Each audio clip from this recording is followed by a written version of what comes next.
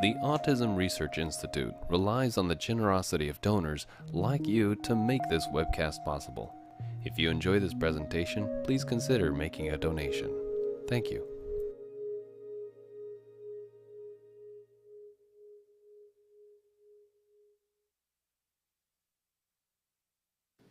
Should we go ahead and get started? We're going to go ahead and get started. Well, on the panel tonight, we have several presenters, and I'm going to let each of them introduce themselves to you and share a little bit about themselves. And I just want to remind everyone that you're all going to speak for about 3 to 5 minutes introducing yourselves. Otherwise, this discussion will get quite long. And I may have to interrupt you just to remind you at any point that you might be going over time, okay? All right, so we're going to get started with Paul Nussbaum. You might want to use the mic right there, Paul. Great. The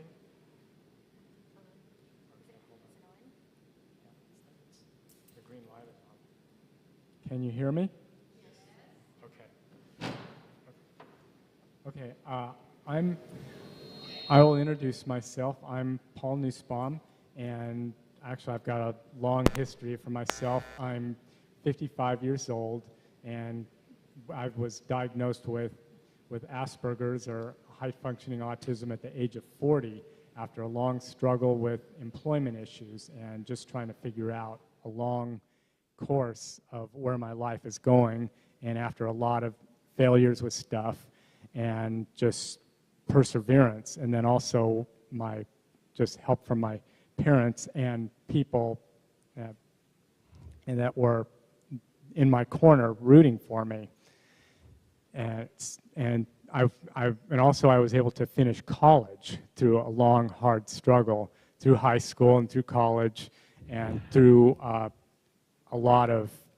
through a hard childhood with many different experiences, getting bullied, getting pushed around, and all of that stuff, and trying to fit in socially to finding a group, and also to just the mainstream world in general. And I had some successes, but I had a lot of failures in those years, and just trying to make all that work, and then just trying to figure out the world. And it was very bewildering during that time period. I'm finally getting to the point in my life where I'm starting to just figure it out after getting help in different areas and addressing all the different issues and being able to put the pieces together. At this point in my life, I've been in the military. I was in the Air Force for 3 years. I've graduated from college with a bachelor's in geography. I've also served in the military for 3 years in the Air Force. I'm one of the founding members of AGI, and working on a number of different projects, and continuing to work on a number of other projects as well. And I also did a fundraiser where I skied across the Sierra Nevada, led an expedition team to raise funds and awareness for autism-related issues. And I'm also looking at other projects, namely the Greenland Project, to do the same thing on a much bigger scale. And I could go on, but time's limited, and so that's me in a nutshell. Thanks, Paul. Thanks, Paul. And now we're moving on to Chloe Rothschild. She's one of our young leaders of AGI. My name's Chloe Rothschild. I'm 20, and I have PDD-NOS, and I live in Toledo, Ohio, with my family, and I attend the Autism Model Community School, a charter school, where I work on independent living skills, and there's a house right by the school, even though I earned all my credits for graduation in June 2011. And I really am all about just advocating for autism and helping people with autism, and who are trying to help people with autism see that there's hope, and just teaching them. And I write for specialism once a month.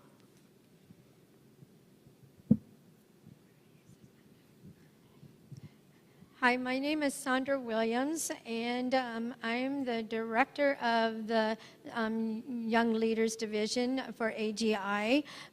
I also live in Columbus, Ohio, and they asked a little bit about like where I went to school, and well, it's hard to say because I actually went to 17 schools in 22 years, and so I don't know which one of those schools they want to know, so I didn't answer that question.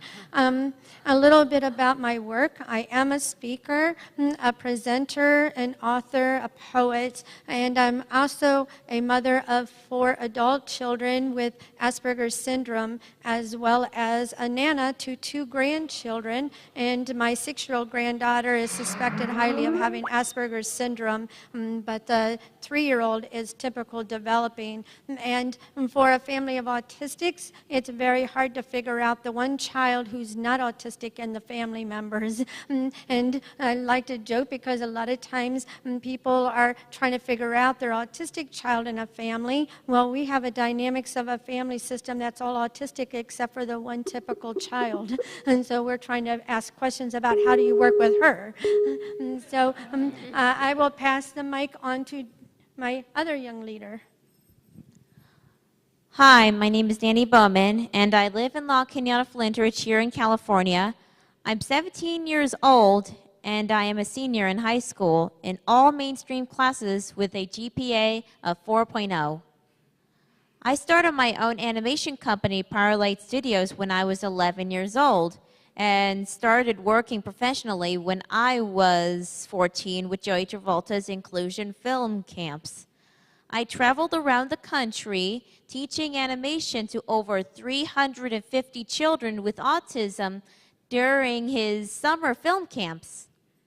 Since then, I have produced several films, including the animation shorts at this year's San Diego Comic-Con and 6 other children's film festivals, Mr. Raindrop and the Namazu.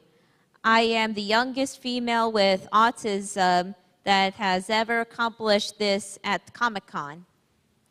The Namazu, one of my animated shorts, is about anti-bullying. Since I am very involved with the anti-bullying campaigns as well as advocating for autism, my goal is to change the world's perception of autism and show the potential that autistic individuals like me have. And as well as creating a huge animation studio like Disney or Warner Brothers, but I will employ people with disabilities, especially autism. I hope to continue to grow my business with the help of the grant that I recently won from Spark Action. This should allow me to kickstart my animation company. Currently, I am mentoring several autistic individuals that help me out with my animation. I've received several awards for my animation and social activism, including the Temple Grandin Award for achievement with the autism community. However, as an individual with autism, my beginnings did not start so well. I did not speak until I was 5 years old, and I still have a problem with speech. It's something that I am considering, I'm consistently working on. I used to line up things, and I used to frequently walk on my tippy toes, and I had no eye contact, and I still have problems with several sounds, including screechy voices like babies crying or the girls shrieking. And occasionally, I still have echolalia. I was diagnosed with classical autism. My parents did not understand what to do with me, and it wasn't until I moved to my Aunt Sandy's and Uncle Patrick's house when they started to work with me. So you see, with the right help and support, we can do anything we want. Now we're going to pass on to this gentleman, Ted and Jeremy. Thank you, Danny. So our next young leader is Jeremy Sicile-Kira. My name is Jeremy Sicile-Kira. I live in Great San Diego, California. I am currently not taking any classes at college. I am a youth leader for the Autistic Global Initiative AGI. Justly, I am a youth representative to the United Nations for the Autism Research Institute as well. I also write for autism magazines, Autism College, and have my own blog on my website. I graduated from school at age 22 with a GPA of 3.78 and gave a commencement speech using voice output technology. I co-authored a book that was published by Macmillan in 2012 entitled A Full Life with Autism. What you should know about me is that I am frankly blessed to have such great people in my life. Also, I am greatly interested in painting. It has recently become a passion of mine. Nicely with AGI, I want to be an advocate and help other typers. I would like really to be able to share awareness about the positive aspects of autism around the world. Defining trend. Thank you. So, and finally, we're going to hear from Campbell Teague, who's coming from Tennessee. Hope you're feeling okay, Campbell. We know you have walking pneumonia, and we're grateful that you're joining us tonight. Can you share a bit about yourself with us? Sure. Can you all hear me? Yes. Okay, good.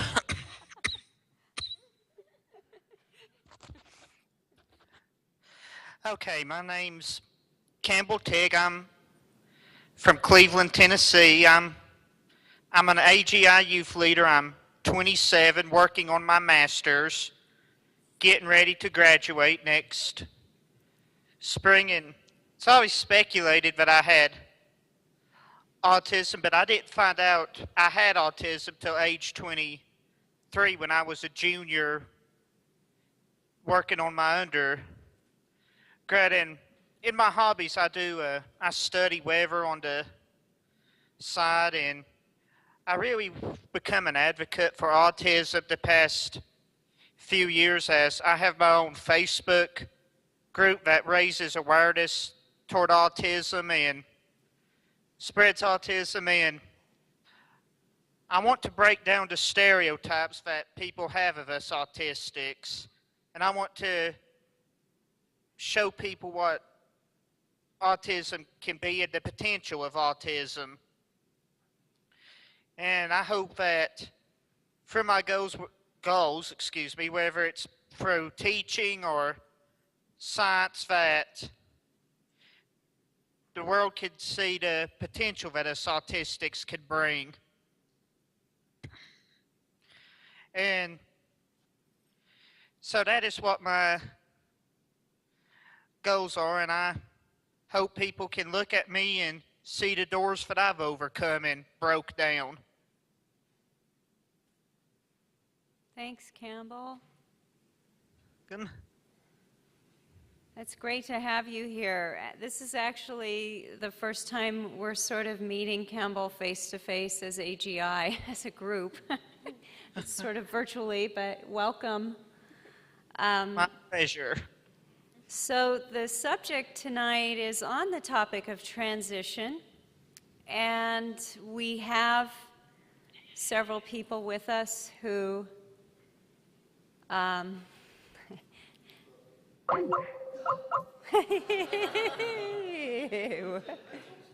you touched it?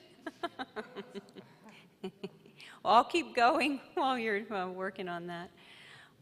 The subject is transition, and we have several people with us who are in the middle of what we call transition. We have some who have been there, done that, and are way on the other side. But the purpose of the panel is to really share with all of you sort of the highlight aspects of transition. And how many people in the audience have a young one on the spectrum who's not in transition age yet? Okay. Yeah, good. We're glad you're here. We're wanting to reach out to all of those of you who are anticipating this period. And so what I'm going to do is ask our panelists to respond to my next question. I'll just read it. Many people in the disability community understand the term transition as the time when a person leaves childhood and enters into adult life. In special education, it also has a narrower definition as the period in high school when a school must implement a transition plan for the individual, preparing him or her for life after school.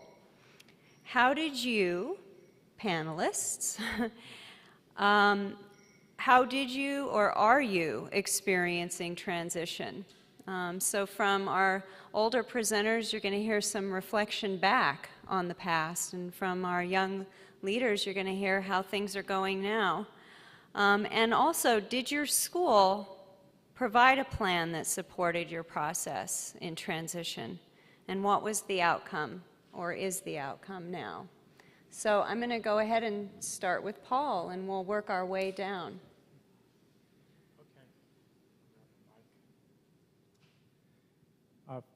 For me, transition, I think I went throughout my life, in my 55 years, I went through several points in my life that I can consider transition periods. One for me would have been in high school, just about finishing up high school and getting ready to go on to college. And then another time would have been going from college to work, trying to figure out that piece. And I can remember, and then there were other periods in my life as well, which I'll go into very shortly. And one of the things that I remember in high school was having a difficult time and going through transition. And part of the problem for me was that the school did not prepare me for transition. It's like I expected to finish high school and then somehow go on to college, and then everything would just work out. I mean, and it did for a short time for me. When I went to the junior college, it seemed to work out, and it seemed like I was on my way. And then I hit a rough spot when I went from the junior college to the university, which I was totally not prepared for and didn't have a clue as to what I was expected to do or what was in front of me. And then the same thing happened to me a number of years later on when I went from college to career work, the workforce, or trying to anyways, and had a number of huge struggles there as well, because then again, there wasn't any preparation.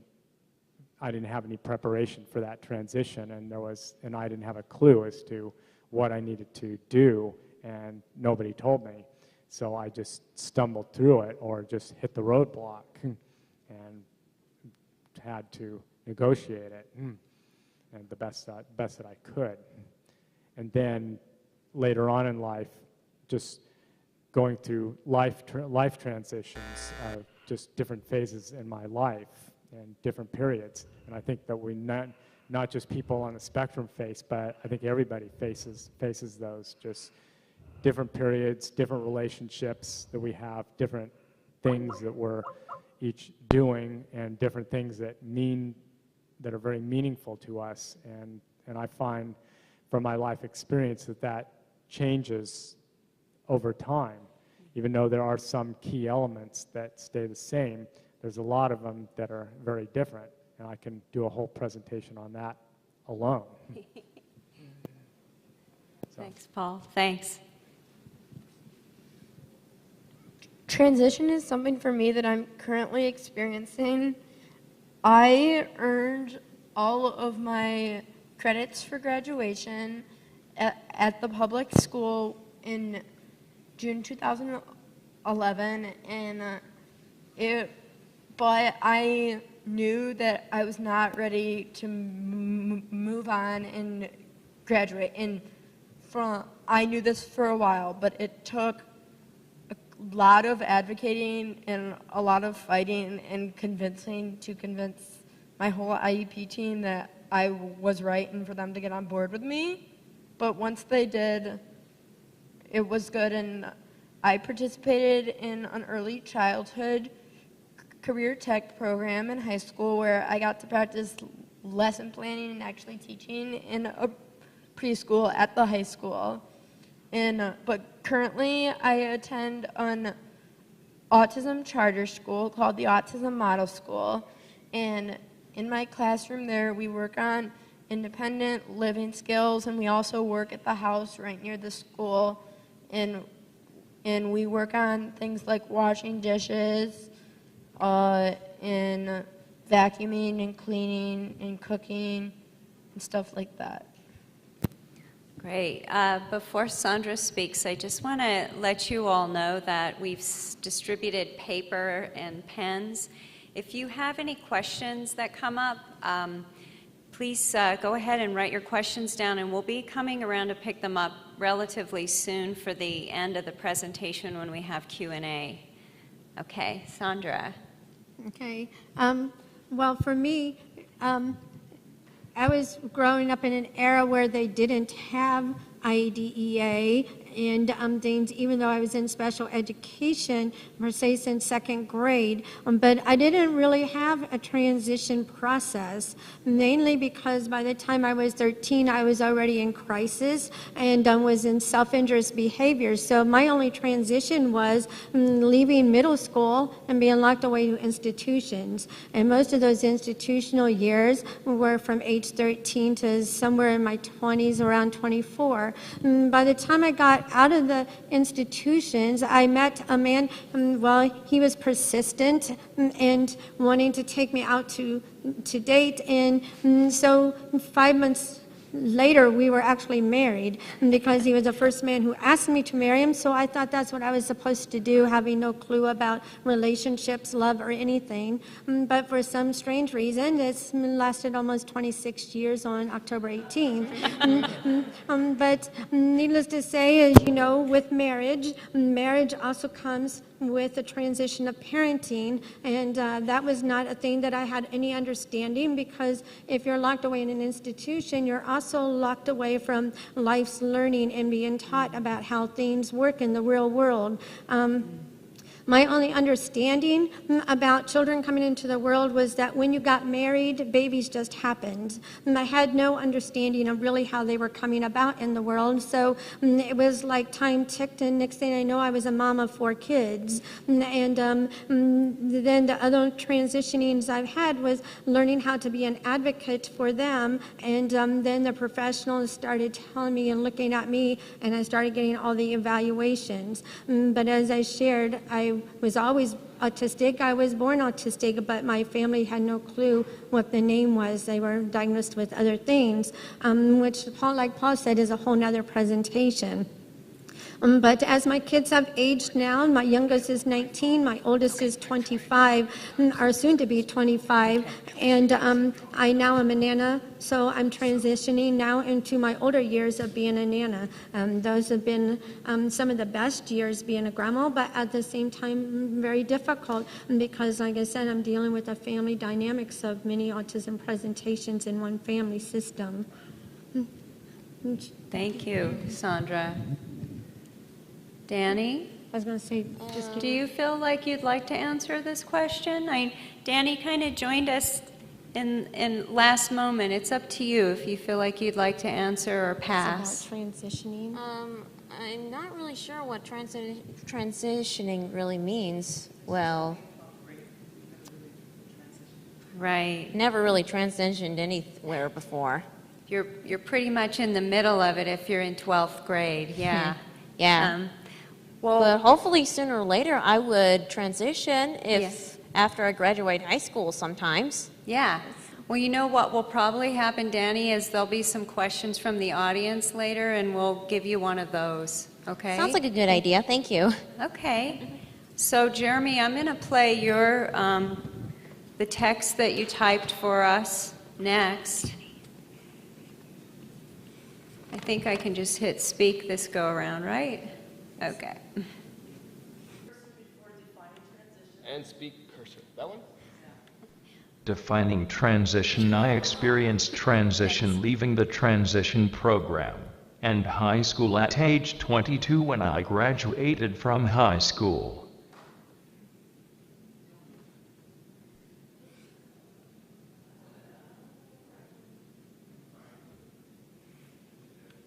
School. I wrote a lot about it in my book, A Full Life with Autism. My school and my mom had made a transition plan, with me greatly having me have a say in the transition plan helped a lot.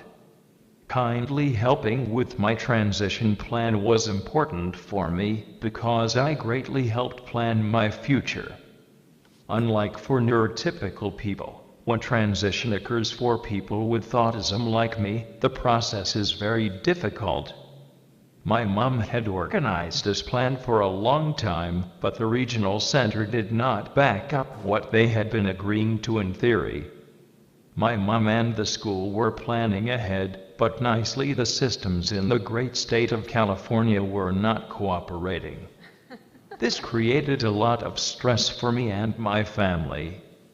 I think the systems are like big machines, and you get what you need only a few stand up, like David did to Goliath. David won in the end. The lesson is be brave and stick to your principles. Wow, Jeremy, thank you. That was a very powerful statement.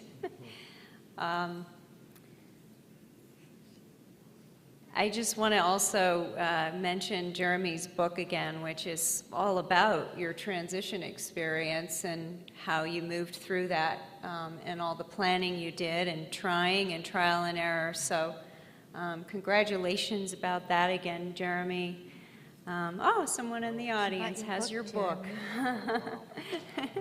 A Full Life with Autism. That's great. So we're going to move on to one last question from me, and then we're going to take Q&A from the audience. And my question is, or what I've asked the panelists to respond to is, knowing what you know and what you've experienced in transition, whether you're in the midst of it or you've been through that period of young adult life, emerging into adult life, what would you share with parents of children on the spectrum who are not transition age yet? What kind of nuggets of wisdom might you share? What are the do's and don'ts, if you will? Paul? Okay.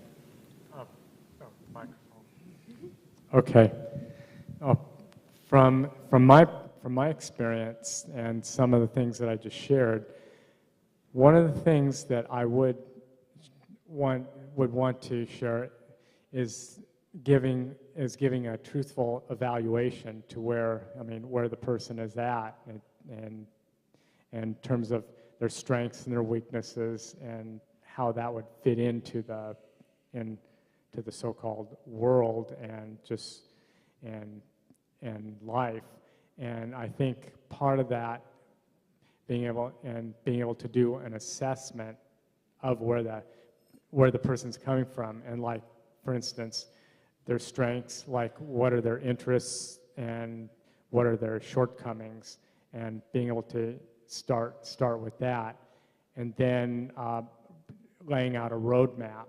Okay, this is what the person needs to do to achieve these goals, and namely finishing high school and going on to college, and then choosing the program that's going to be best for the person going to college, and then choosing the career and laying out a plan. I think if I had somebody to help me do that in those years, that would have saved me a lot of anguish. And at least, in terms of being able to map out my life, and in terms of the career, in terms of finding my way in the world, and then also teaching what's going to, as much as possible, what would be helpful for that person, and being able to set up a program to succeed. And I think for me, one of the things that I found really difficult was not having a plan, not having the roadmap. It's like I wasn't even diagnosed before I was age 40, so I had no clue. I mean, and I think when I was growing up, nobody even knew what it was. So those things that I just laid out, and then also teaching the social skills and giving the person an idea, okay, this is what you can expect as you go through life, and helping them to work through that, and also helping to build the supports and to achieve those goals and develop friendships and the other avenues. Those would be my main things. Again, I think I can do a whole talk on this topic alone, but unfortunately for time, I just have to give a very brief overview that I've done. Thank you. Thanks, Paul.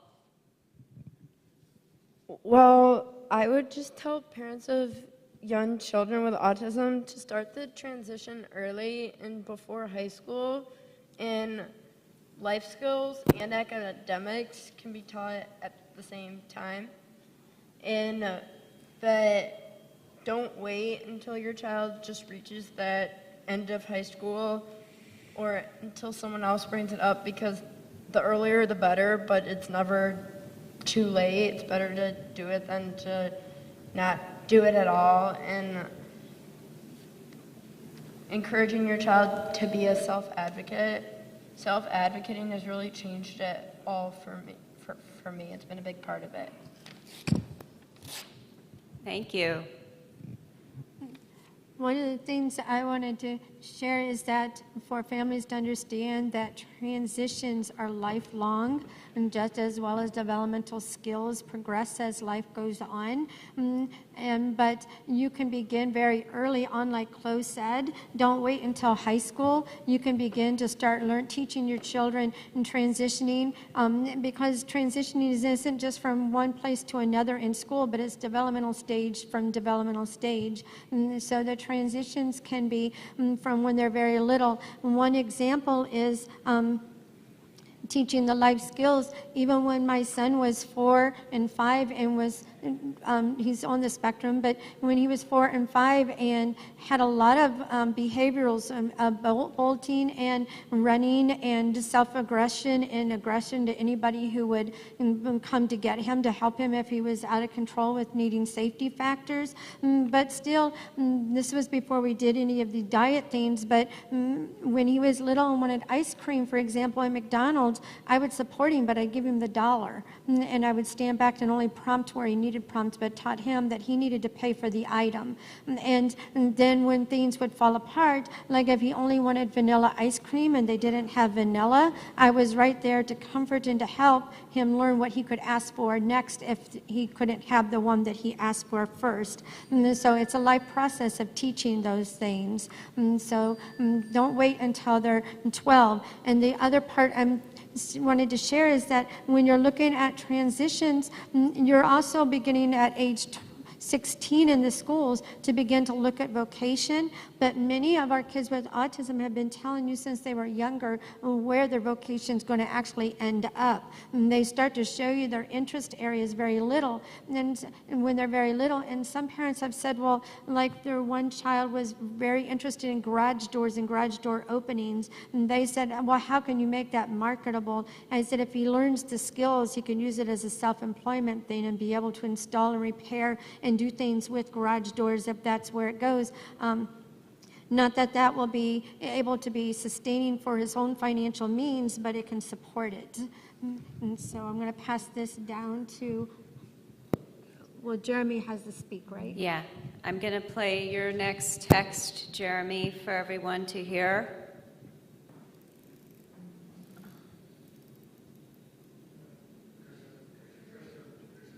Cursor.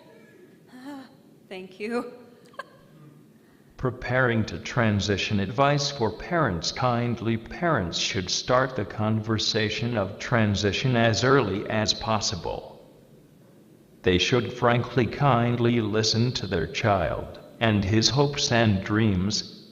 When they make plans, they need to frankly include their child kindly in the conversation. Parents should encourage their child to be as independent as possible when they really can. They should understand that their child can handle as much responsibility as given.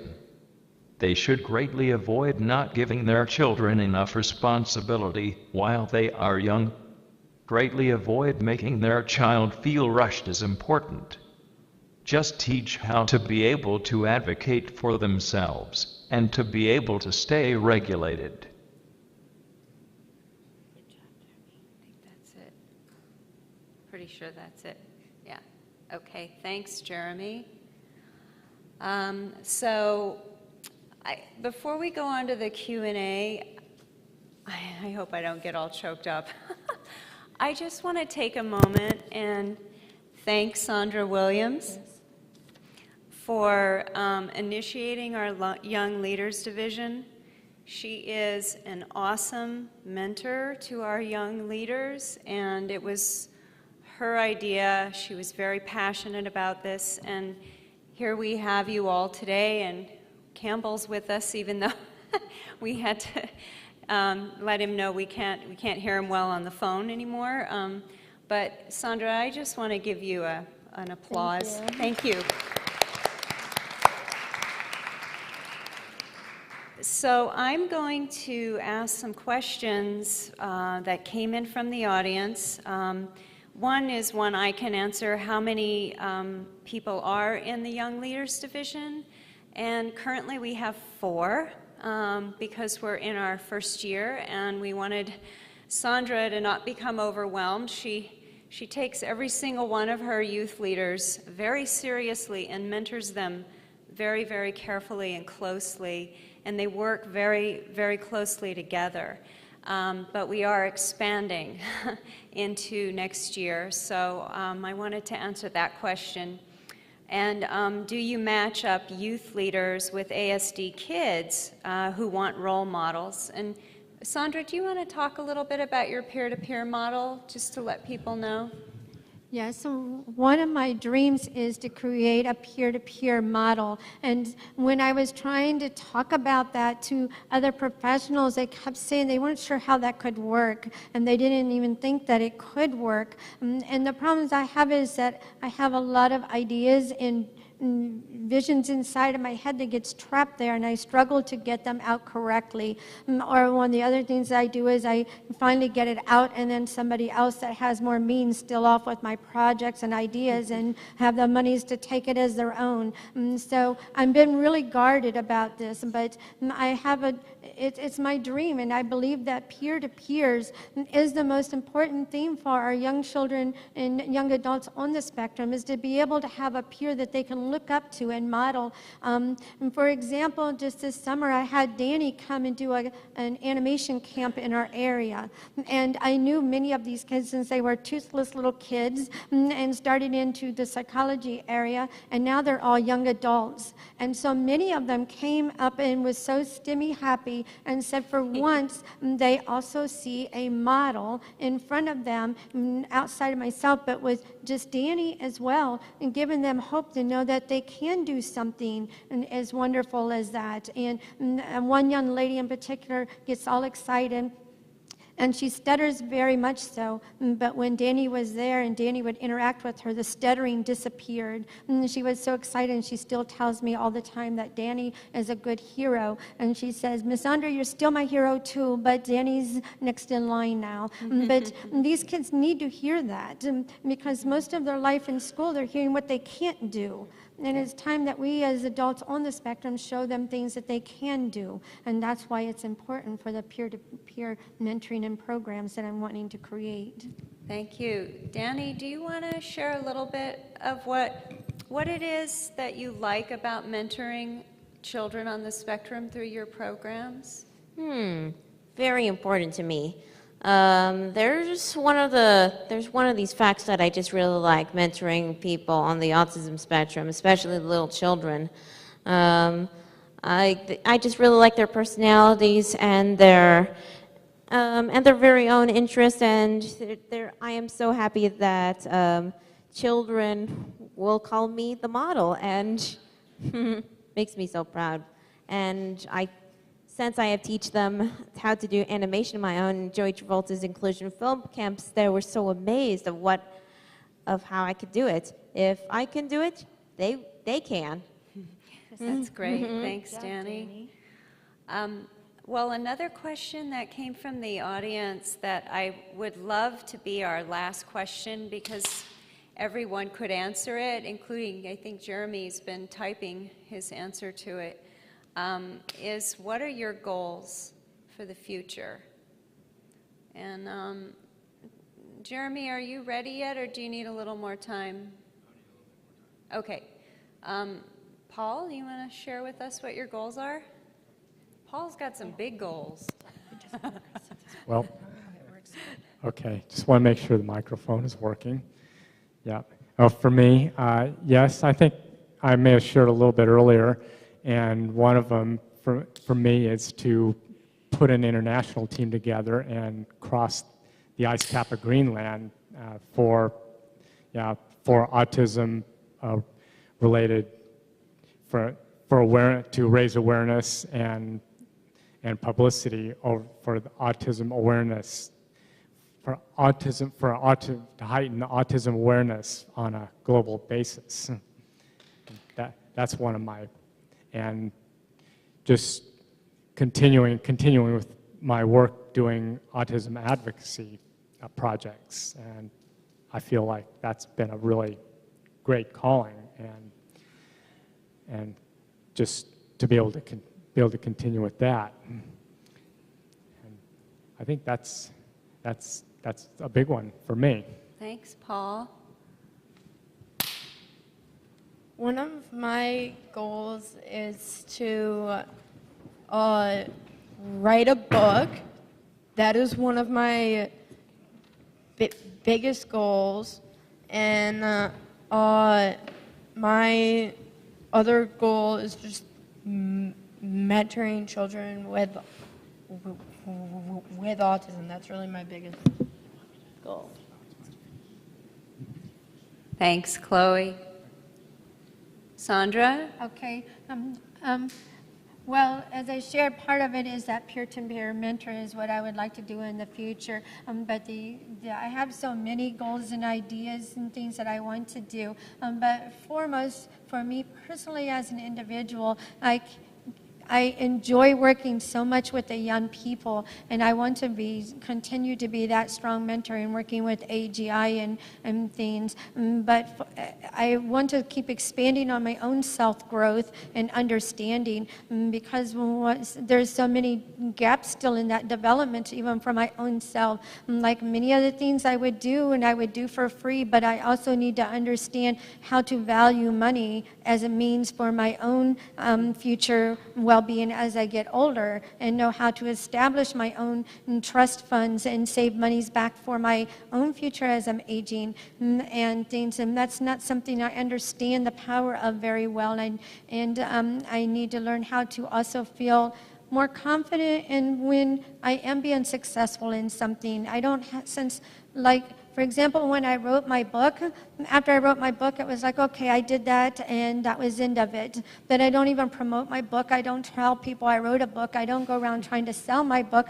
And then it's not that I don't have any sense of ownership to it, but I don't have that emotion of the self-pride to things outside of, except for when I'm working with the youth division or the young leaders division. I really feel that sense of connection, mainly because my development, as I shared, is so uneven, but I connect well with their age levels because that's where my own brain is at, and it's making me feel like I have a sense of connection and community. So it's a process of goals that I'm working on. I know I'm hogging, but one last thing to work on is as far as a goal for myself is that I'm now working on trying to figure out how to write grants. And one of the things I want to do is bring the inclusion films type of philosophy and program model to the state of Ohio. And so that's going to be my biggest undergoing project. And as Danny's family know, they were teasing, but when I asked Danny to come to speak and do that camp in Ohio, I only gave them like 8 weeks notice that I wanted them to, and they thought, oh, she'll never pull it off, she won't be able to do it. In 8 weeks I was able to get Danny flown into Ohio and do a camp, and that turned out to be a success thing. So, and like Val was sharing earlier, if I'm determined to do something, I will figure a way to do it. Yes, she will. Danny, you want to share your goals? Okay, I will share a little bit of my goals like this. Okay.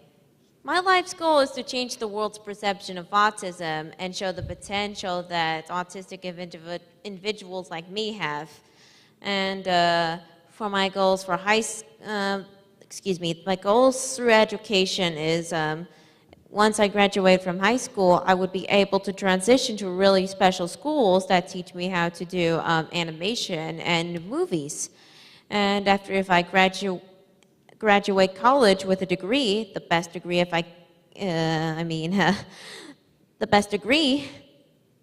the best college degree as I can get. And after I get a college degree, I would sooner or later go to graduate school and get another degree, and then leave and build my own animation studio that is really big, like Walt Disney's Disney Studio, or like Nickelodeon's or Warner Brothers or something like that. But I just really wanted to have to employ people with disabilities, especially people who has autism. And then sooner or later, we're going to create lots of films based on my original series, such as The Adventures of Captain Iran. And I just really wanted to live in a higher class of the economic or something like that. Mid class is okay, but I wish I would be in the millionaire soon enough. But I will give you. But don't worry. Millionaires does not really mean they're greedy, but they can share charity or generosity. Millionaires can be generous. Okay. Thank you very much. Nancy told me to stop because I cracked her up.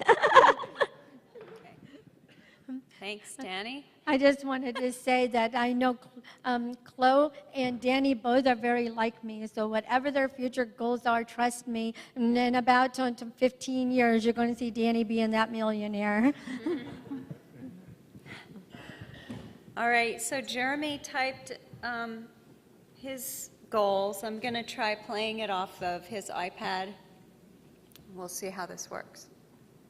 My future goals really are to move out into my own house. Greatly to frankly get a job and pain-free in terms of my nerves. Did you guys understand the last sentence? Is it okay if I read that last one out loud, Jeremy? Why? Okay. Oh. Greatly to frankly get a job and pain-free in terms of my nerves. So to move into his own place and get a job that's not stressy, right, Jeremy?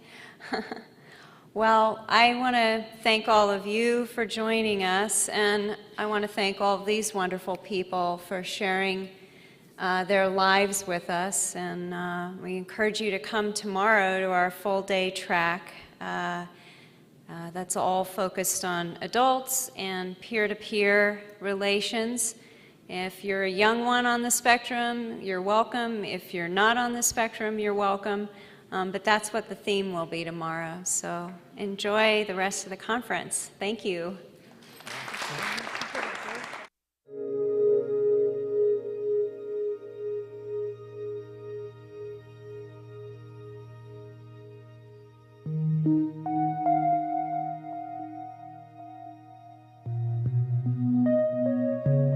The Autism Research Institute relies on the generosity of donors like you to make this webcast possible. If you enjoy this presentation, please consider making a donation. Thank you.